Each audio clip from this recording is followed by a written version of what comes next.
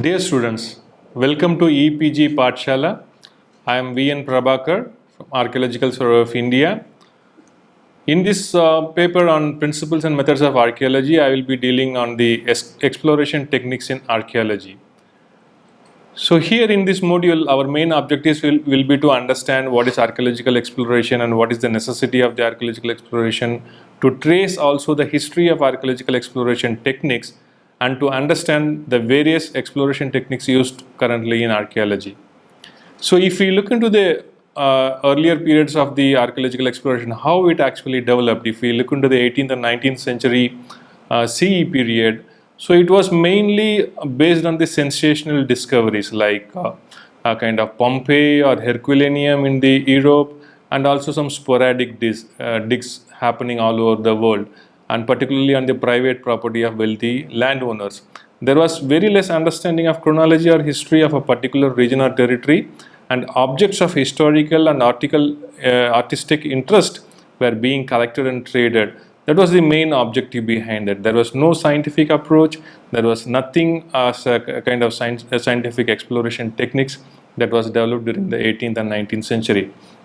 So basically it was the wealthy landowners, wealthy people, they were collecting the artifacts from various places and they were displaying in their private collections.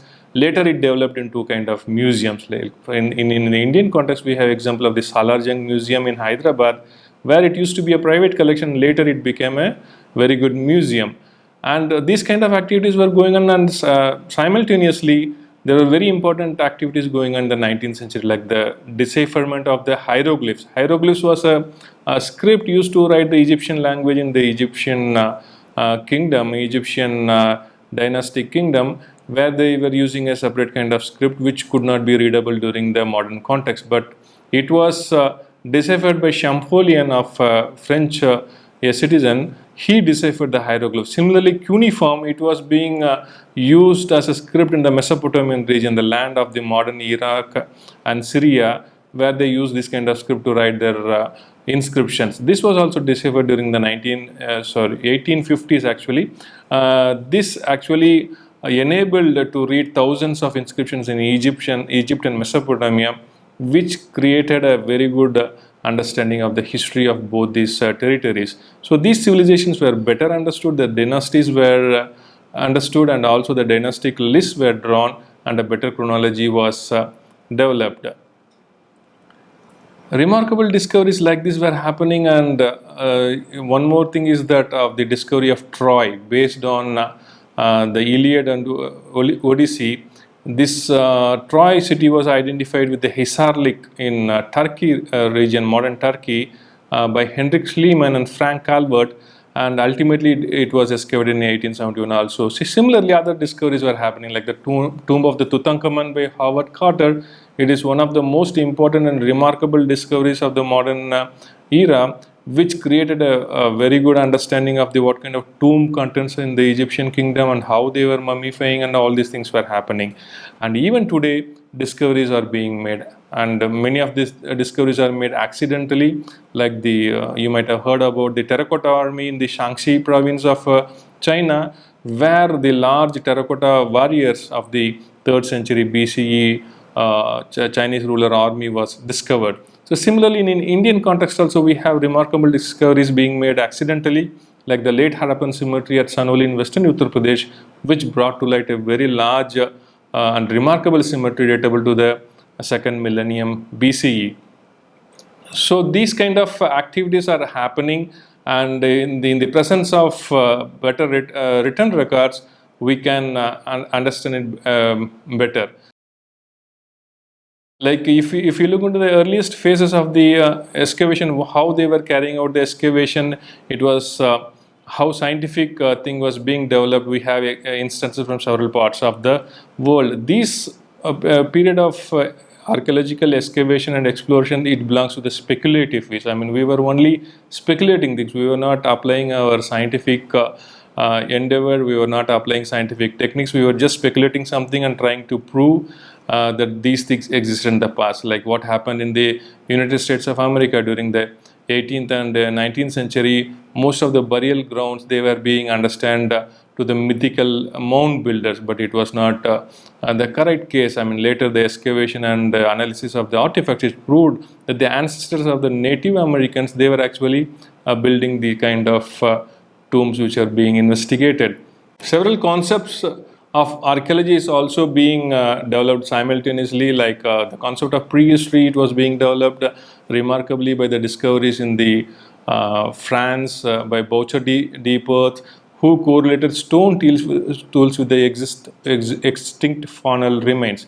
Because the stone tools, they were found in association with some of the faunal remains, the animal bones which were already extinct, but the fossils have been found, and they could correlate with some of the extinct faunal remains datable to around 500,000 years ago with the stone tools. So it clearly indicates that the humans, they created the stone tools, and they were also existing in contemporary nature to the extinct animals. So this is a very remarkable discovery. Similarly, concepts like the three-age system, it was mooted by C.J. Thomson, who proposed the three-age system, like the ages of the stone, ages of the iron, and the ages of the modern age. So these kind of concepts were being developed, and how the human progressed from the stone age to the copper age to the iron age. So these things were developed, and also archaeologists, they were borrowing the several scientific concepts from other disciplines, like from the geology.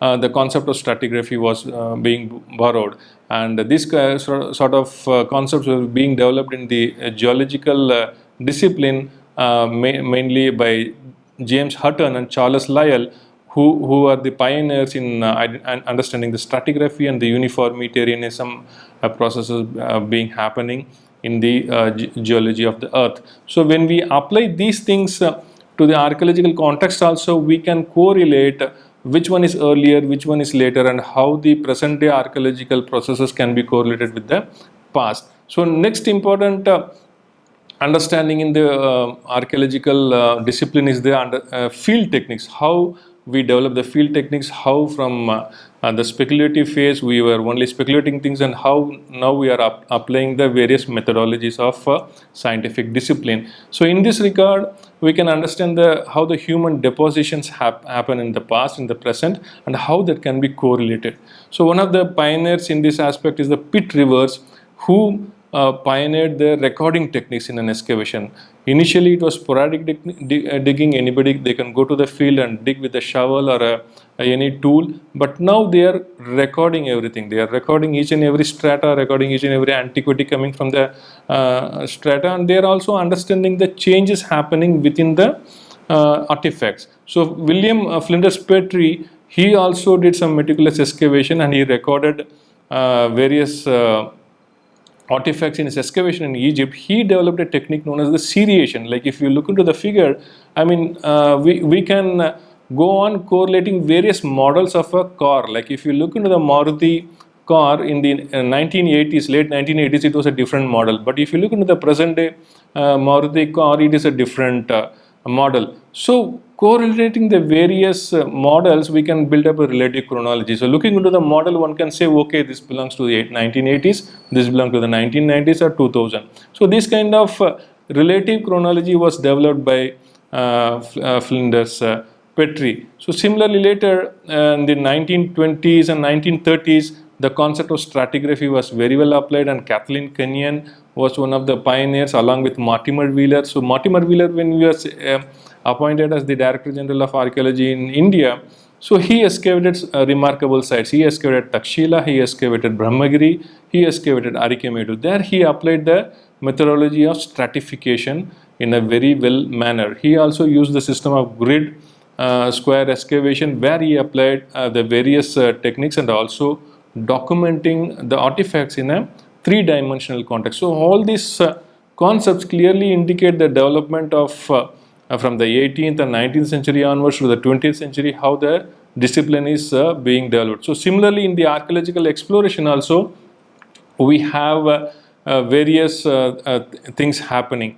In the Indian context, if we slightly trace the kind of archaeology, what was happening, the remarkable things is the founding of the Asiatic Society in 1784. Then there are several individuals and scholars who are investigating the past. The most important being James Prinsep, who deciphered the Brahmi and the Kharosthi script, which enabled to unravel the Indian history, and also people like Meadows Taylor, Robert Bruce Foote. They were all working in different parts of the country, and they were making some remarkable discoveries. But all these discoveries, they were all again a chance find, or maybe just go to the site, discover the objects, report them, and not applying any scientific means. They were just recording whatever they're coming in their way of investigations. Like Robert Bruce Foote, he was a geologist, but with this geological interest, when he was surveying the various parts of the country, he came across the prehistoric tools, and then he kind of reported them. So this is the way of initial day of archaeological exploration. But later, this developed into a separate field, and nowadays we apply various kind of scientific techniques. So we have various other individuals. I mean, if you look into the whole list of individuals coming from the archaeological context, where in the Indian context, where we see many people working in various parts of the country and discovering various periods of artifacts like the megaliths, the Neolithic artifacts. They are coming from different parts of the country, and they were being excavated and also explored in a systematic manner. So there were in this context also several foreign expeditions also they came into India. Like the best example is that of the De Terra and Patterson, the Yale Cambridge expedition, who came and who investigated all over the India, and the first modern kind of scientific exploration, we can say. I mean, they were correlating the archaeological artifacts with the ancient geological formations, and they were also trying to understand what kind of geological era these artifacts belong to, and they were fixing some chronological background also. And another remarkable thing happened during this period is the discovery of Mohenjo-daro, and also the excavation of Harappa. And ultimately, the excavation from these both sites led to the discovery of the Indus Valley civilization. So our history, Indian history, which was at that point of time not going back to 6th century, back to 6th century BC, now it goes to around 3rd millennium BC. So if we sum up the what we have learned so far, we have been tracing the history of archaeology in a global context, in the Indian context, and how the interest of the wealthy people and also sporadic explorations was mostly happening. But if we look into what is actually exploration, exploration is such an important thing. It is a very less expenditure exercise. It precedes any excavation, because excavation is a destructive methodology. I mean, if we remove a certain deposit, archaeological deposit, it cannot be returned back to the original condition. So it's a destruction. So exploration, it has various kind of advantages. It always precedes excavation, and it is the very basic tool to search and identify remnant of any human activity in the past. So we have from the initial days of discovery and even plundering of artifacts, we have examples of people just go and plunder a place, recover the artifacts, sell them in the antique market, and then leave the site in disarray. So now it has transformed into a multidisciplinary approach. We apply various kind of scientific methodologies into the exploration techniques. So we have traveled various stages from the random surveys to problem-oriented surveys. Now we call the exploration as a problem-oriented surveys. We identify a problem, we go to a region, we develop a hypothesis, so we collect artifacts and we test the hypothesis and ultimately understand what is the pattern of human culture in that particular region. So if we look into the post-independence era, I mean, the kind of exploration done by Alexander Cunningham. Alexander Cunningham, what he did, that he followed the travelogue of Huin Sang and Fa Hian, and he visited all the Buddhist places. But during the post-independence era, a hypothesis was created, and the former Director General of Archaeological Survey of India, A. Ghosh, he surveyed the dry bed of the river Gaggar in the modern states of Haryana, Rajasthan, and he discovered a host of Harappan sites. So if we look into the Harappan site distribution, we can very well understand now how the Harappan sites are located not only on the Indus River, but also on its tributaries. Tributaries like the ancient Saraswati, which is now generally identified with the river Ghaggar in India and the Hakra in Pakistan. So we find a large number of Harappan sites. The mature Harappan sites you can see, they are all located along the Indus as well as the Ghaggar Hakra stream. But if you look into the right slide, you can see the late Harappan sites that is happening around 1900 BC, where on the Indus River we have very few sites, but on the upper stream of the Ghaggar Hakra system we have a large number of sites. So these kind of understanding, systematic understandings comes into picture. We also have chance discoveries, as I have told you earlier, how the cemetery at Sonoli was discovered. It was discovered in 2005, and later the excavation brought to light around 116 contexts of human burials. You can see how human burials are placed there and the general kind of arrangement. So this was excavated for nearly 1 year after the initial chance discovery. Another chance discovery is coming from Mandi in Uttar Pradesh, where a large hoard of gold jewelry was discovered by chance, and again it proved to be of the Harappan context, datable to around the second millennium BC. So these kind of accidental discoveries also turns into certain remarkable discoveries of human presence in a particular period, and that's how we unearth various remains also. So we have understood what is exploration, what is the importance of the exploration, and how we can go about that. I mean, what are the various steps in which we can follow for exploration, carry out exploration. So it can be done through archaeological sites, locating them using old maps and Google Earth, because we have very old maps of particularly of the South Indian or the South Asian context of the travelers and other people coming to this part of the world around 17th, 18th century. They were creating maps, and at that point of time the geography and the terrain, it might be different, and comparing to the modern context we can come into locating very different sites. So we can also locate archaeological sites using ancient literature and travelogue. As I have told you before, how Alexander Cunningham used the travelogue of Xuanzang and Fahian, and how he identified various ancient settlements across the North Indian context. The archaeological sites can also be located through remote sensing surveys. Remote sensing surveys consist of various equipments from low-flying kites to hot air balloons to satellites in the outer space. So we can locate archaeological sites using various techniques, using various sensors fixed in the satellites. We can discover the sites. And also archaeological sites are basically located through ground surveys. It is the very basic thing. After all this kind of the first 3 or 4 techniques what is listed here, the last one is the most important, because unless and until we go and search on the ground, we cannot locate an archaeological site, we cannot understand to which cultural period it belongs to, and all these things. So it is the most important happen. So we will discuss each and every technique one by one, how the exploration or the reconnaissance is happening.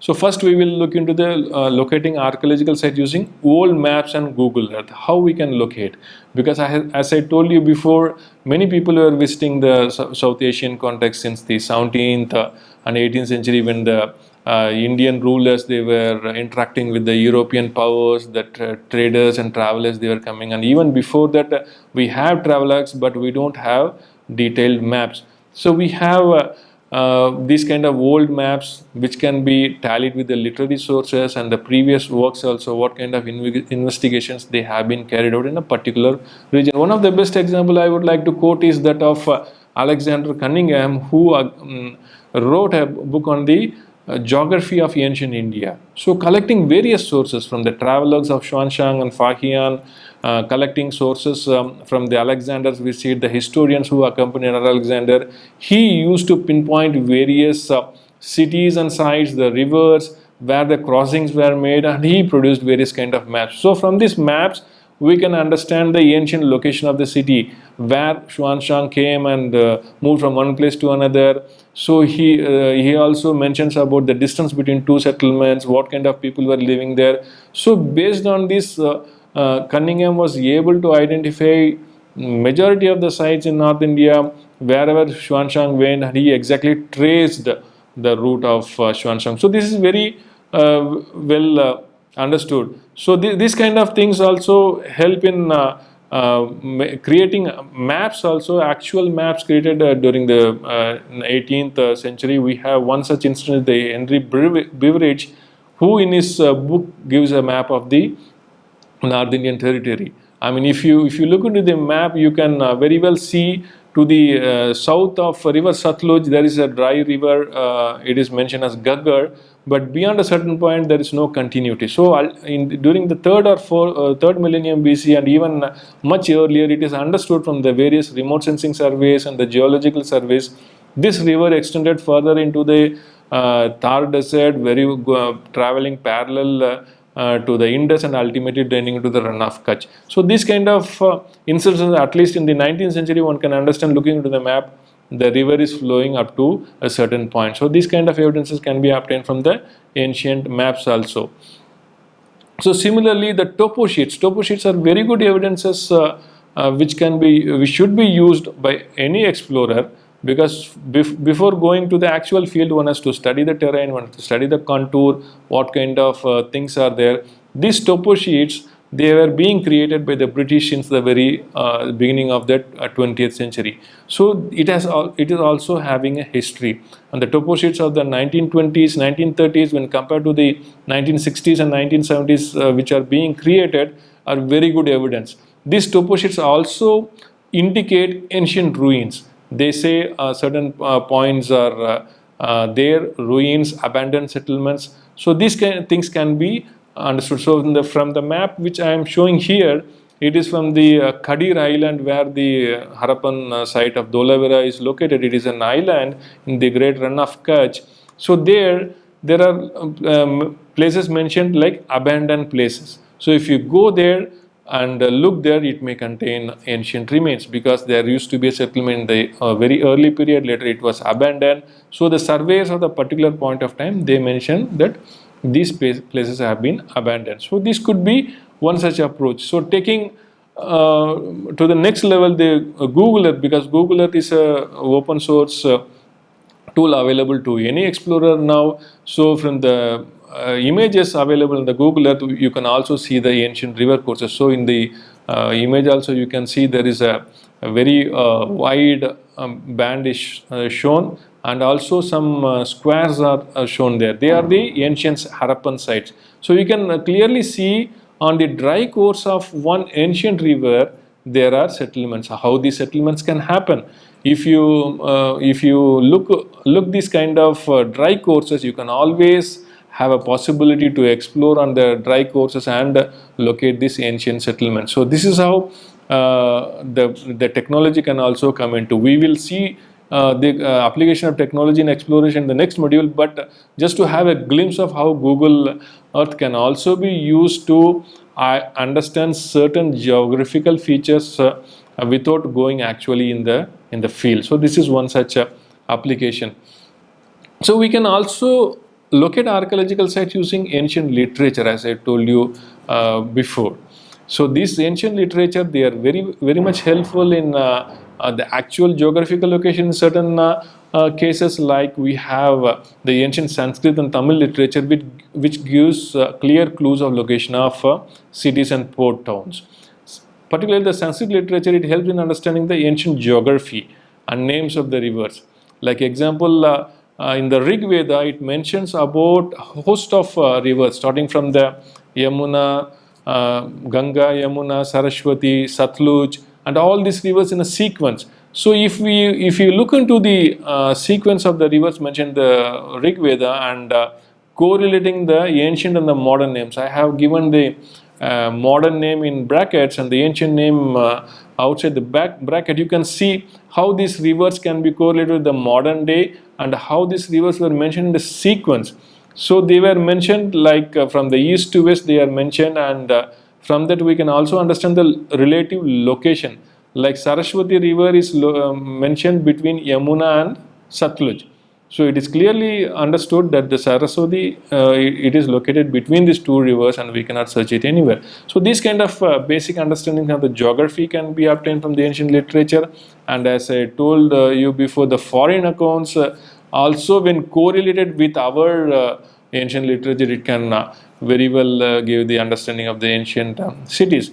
One such ancient travelogue is the Periplus Mari Erythrae. It's a travelogue. It's a literature available by an unknown author who gives the names of port cities located from the east coast of Africa to the Gulf of Africa, the Red Sea coast, the Oman coast, and the western coast of India. The most important port cities he mentions, and that could be also clearly searched upon and located even to the modern context. Even today, there are certain difficulties in identifying some of the important port towns. There are controversies, but to a large extent, many of the major ports have been identified, like Bharuch has been identified, Arikemedu has been identified. So these kind of things can be understood with the help of these travelogues. Like as I told you just before, how the literature helps in understanding the geography. This is the illustration. I told you the location of relative location of various rivers. Here I have tried to show you how Ganga is located on the extreme right, then comes Yamuna, then there is a wide blank in between. We don't have any major river here, but the Rig Veda mentions Ganga, Yamuna, Saraswati, then Satluj. So the Satluj river is located in between these two major rivers, and now it has dried up. So we can clearly place this river, the dried up river of the period of composition of Rig Veda, and clearly mark it on the ground. Okay, this is the geography of the Rigvedic period. So this kind of broad-based understandings can be had from the ancient literature, and again we can go and search on ground these dried up rivers, because these dried up rivers were mentioned by ancient literature. It means people were living on the bank of the rivers and they were composing the Vedic hymns, and now it has dried up. So we may find settlements on these dried up rivers also. So this kind of understanding can be obtained from this kind of literature. And this is the plotting of some of the important port towns mentioned by the Periplus Maris Erythrae, the unknown author which I told you. So this was the period during the 1st century CE when we had extensive trade relations with the Western world, particularly the Roman Empire, and these traders coming from those regions, they were passing on information to the fellow traders to understand the relative locations of the port towns, the interior ruling dynasties, what kind of material is coming from these places. So this is a very good source for locating our ancient ports, and then the field survey starts. So this is another evidence which we can do. The next component is locating archaeological sites through remote sensing surveys. What is remote sensing? Anything separated from the ground. I mean, you do standing on the ground some certain kind of documentation separated from the ground, from the air. It is known as remote sensing. It may be an aerial survey, it may be a hot air balloon survey, or a survey used from a satellite. So these kind of things are very well understood in the scientific explorations also, but we will see those things in a detailed manner in the module on scientific tools. We will here deal only with the traditional methods of exploration techniques here. So next comes the ground surveys, because these ground surveys, they are the ultimate tool which one goes to the field based on the knowledge obtained through reading the ancient maps, travelogues, and the preliminary investigations. Then they go to the field to survey, because this is the most important component. Unless and until one goes to the field, he cannot understand what is the terrain, what is the kind of artifacts coming from there, and to which cultural period it belongs to. But you have to remember, it is a very time consuming exercise, because much time has to be spent, much area has to be covered by foot. But it is a very good option when compared to the excavation, because excavation, as I told you before, it is a destructive exercise. And further, if you look into the advantages here, remote sensing surveys, it can only give a broad perspective of the sites, because we are only obtaining certain broad-based understandings. But those kind of understandings can only be confirmed through a ground survey. So this is very important. So that what kind of methods that can be adopted in the ground survey? There are various methodologies that can be adopted. One methodology is the village to village survey. I mean, people go from village to village, they select a particular district. So this was the major kind of exercise which happened during the 1950s and 1960s, before the problem oriented survey came into existence. So archaeologists, they were moving from village to village, locating the archaeological remains, they plotting them and recording them, what kind of things are coming. But later the concept developed into surveying the entire landscape, because the villages, they are a modern concept. They are the modern habitation localities, but it does not correspond to the ancient habitation. So in order to understand the ancient habitation, we have to survey the entire landscape. What is the drainage pattern, where the rivers are coming, what are the ancient rivers, what are the dried up rivers. So we have to widen our search in the entire landscape to understand and locate the sites in the landscape.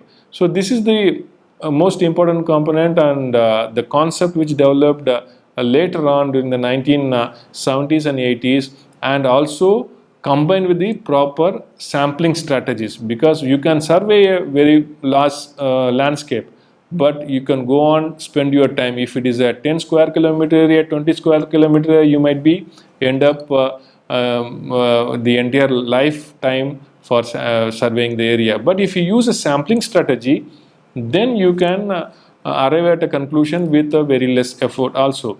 So the sampling strategy is very much important. So in the next slide, we will see on the various methods that can be used in the surveying techniques.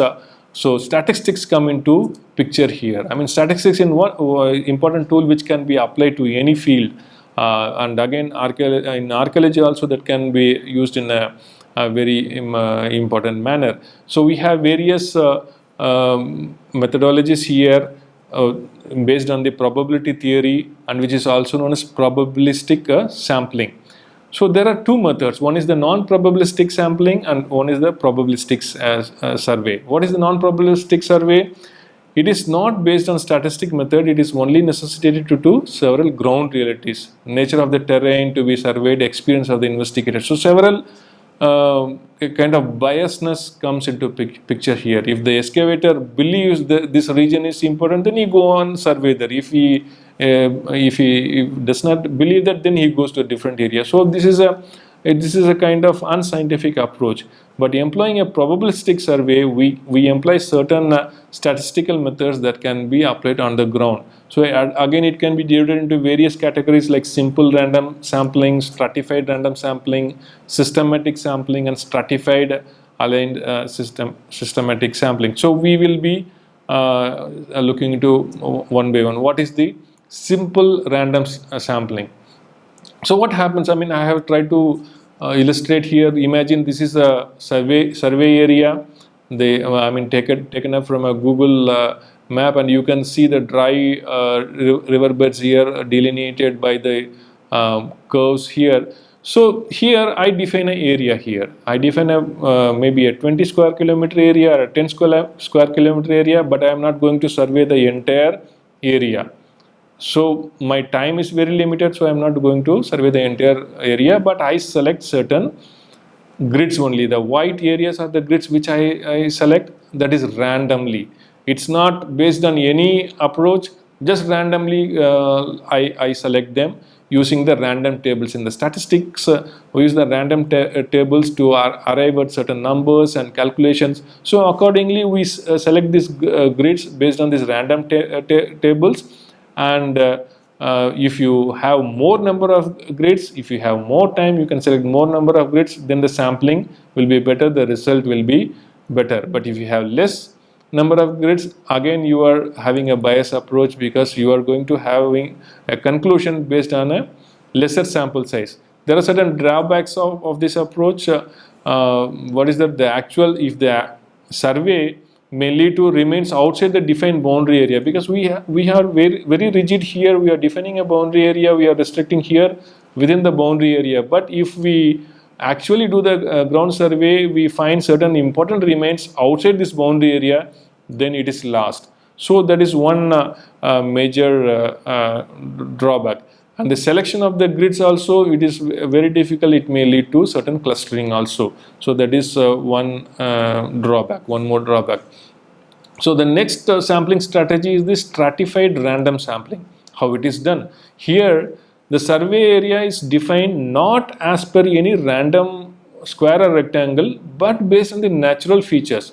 Like here, I have tried to define the boundary based on again the dry river bed, and again I have chosen an area where the confluence of two rivers. You can see dark patches coming from the north, east to southwest, and again one coming from the east here, the right hand side. So they are meeting at a point. So these two dry courses, they are from river Drishadwati and river Ghaggar. They are joining at a place known as Suratgarh in Rajasthan.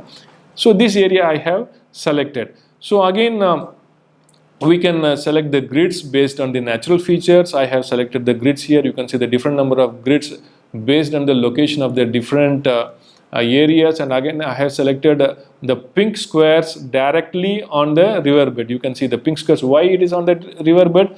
Once upon a time it was a very wide riverbed spreading to 8 to 9 kilometers. Now it has restricted very much to a very narrow band. So sites were located even on the riverbed also. So these kind of strategies help in understanding the archaeological sites in relation to the natural features, not on any random approach decided by the explorer. So next comes the systematic sampling. So this is one more method. Here the grids are pre-decided with some certain equidistance. You can see the distance between the grids. They are kept as a constant and located, spread everywhere. You can see it is located as per my requirement. I decided to place these grids in a certain manner, so I go on exploration. So again, this is a bias approach. So there is a incremental possibility of missing potential squares. So for example, in between these two squares, if a site is located in the ancient settlement pattern, if they decided to locate another site at a certain distance, so those two sites will be missed in this kind of gridding. So these three techniques, even though it is a part of a statistical approach, it has certain drawbacks. So the next one which we are going to discuss is known as the stratified unaligned systematic sampling. It is supposed to be the best method, or the best suitable method among the four strategies. Here what happens is the elements of all the three previous sampling strategies have been put together, and it has been used based upon the requirement. The fixing of the boundaries discarded here. The orientation of the grids, you can see it is decided as per the orientation of the river. You can see the course of the river is selected. It is in it's in the northeast to southwest direction. So the grids is also, they are aligned according to that direction. So these kind of things may help in better understanding, better sampling of a very large area. So next, one more technique is known as the linear surveys or transects. So these are very modern concepts, and even though it has been applied since the 1980s and 1990s, in the Indian context, very less work has been done using these kind of strategies. Here I have selected an area keeping Kalibanga as the core area, the central point, and there are transects, I mean north to south transects here it has been given. So they may extend to several kilometers, but these areas they contain different pockets of dense vegetation. They may have lakes, they may have rivers, everything. But the explorers, they move in a group. They follow the path once selected and transect the entire landscape, go on documenting each and every artifact, each and every site coming across their path, and they locate them, and then the final results are understood. So they follow a path, linear path of defined width and length, and surveying all features, whatever may come into it, it can be surveyed. and keeping a core area as a central point, central focus. So we can understand in these kind of surveys, we select an important site, or we select an important settlement, an archaeological site, and to understand this settlement in the overall landscape, what kind of various other settlements are located. So as I told you before, 4 to 5 archaeologists can be there, and they can do the study. So we have reviewed the development of the exploration techniques, the development of the kind of various kind of strategies what can be employed, how from the initial survey techniques to the latest kind of linear transects we have come into. So there are a whole lot of developments happening, and there are certain case studies also available. I mean, if you read the case studies, you can also understand what kind of techniques they are actually useful. So I have selected 1 or 2 case studies here, and given an example here. The first one is the case study done in the ash mound area, Neolithic ash mounds in Karnataka and Andhra Pradesh. It is known as the Herders Monuments, ash mounds of southern Deccan Neolithic area. So I have given the reference also. If you look into the reference list, you can read this article and also understand what kind of things have been done. So here what they have done is a systematic integrated data collection, what they describe. So it is about collecting information arriving from the field work. They documented each and every ash mound, because ash mound is one important archaeological feature which we find in most of the northern Karnataka and certain regions of Andhra Pradesh. So drawing site plans, again gridded systematic survey which I discussed previously, and also transects of the engineered sites. So the whole lot of approaches were combined together, and using the statistics and computational strategy, this data was integrated together. They have integrated together to develop cartographs, digital maps, and also imageries, digital cartography. So you can develop a landscape based on this digital cartography, and photographic archives were also used to create a GIS.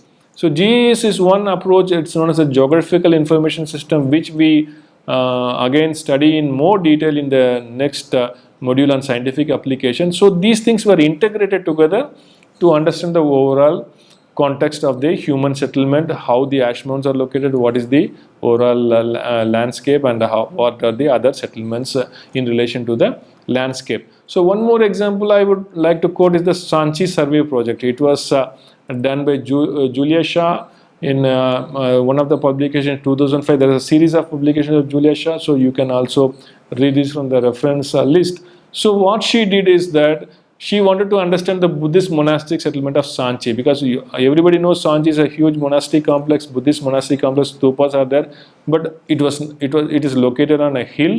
It was not located in isolation. There could have been many more settlements all around. There could be pathways, there could be ancient roads.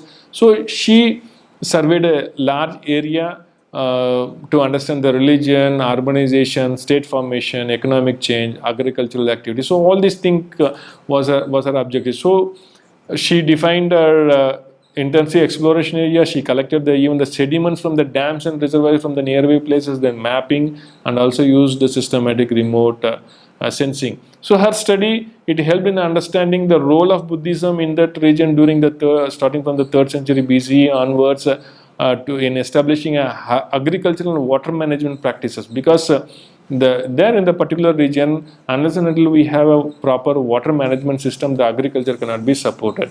So these surveys, it helped her to understand the role of Buddhism in establishing the agricultural practices, and also the roles of the dams and the reservoirs. Another very good example is Anuradhapura survey project. It is from Sri Lanka. It was done by Robin Cunningham and his team in 2006. There is one publication, you can look it in the reference list. So it was a huge intensive survey of nearly 50 square kilometer area radius with Anuradhapura at the center. If you remember the Google Earth map which I showed earlier on the linear transect survey, I showed Kalibanga as an example. Here they have actually done with Anuradhapura at the center. So they had a random transect of about 10 kilometer crisscrossing all aspects. As I told you before, whatever coming in between, they will go across and explore. Here they were encountering rocky outcrops and ridges, streams and rivers, grasslands, forests, tanks, villages, and paddy fields. So 10 archaeologists were there in a team, and they were working in a transect. This survey helped in identifying various categories of sites like ceramic scatters, monastic stone pillars and walls, metalworking areas, conical holes, rock outcrops. So whole lot of things were understood. So these are all very good examples of understanding a landscape along with a very large settlement as its core. So this is one approach of understanding the ancient landscape using intensive exploration, and the linear transects, they are proving to be very good in this aspect.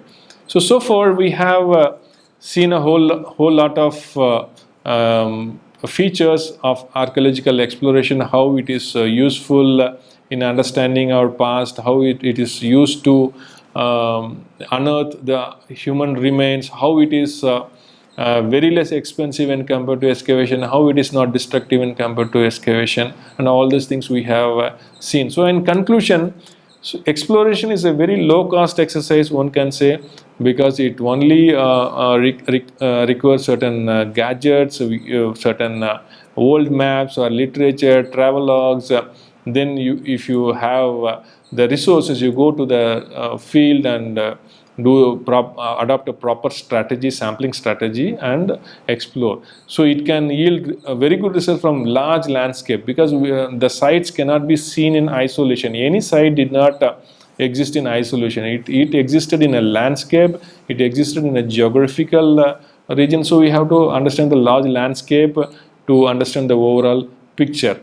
Again, the techniques of survey, they are multifaceted, as I explained to you, but if you understand the various kind of techniques used, we can always choose a very good approach, and that can be employed for the exploration. So sampling strategies can be always used, and also multi-pronged approach is always helpful. It's not that only we should choose one strategy. We can always choose a multi-pronged approach and explain the various kind of features that can be found in an archaeological exploration, and combined together in a computational and statistical platform, we can obtain very good results. Thank you for listening the lecture. I would advise to read the other components of the module to understand more. There is a reference list. You can also refer to the articles mentioned, the references. Thank you.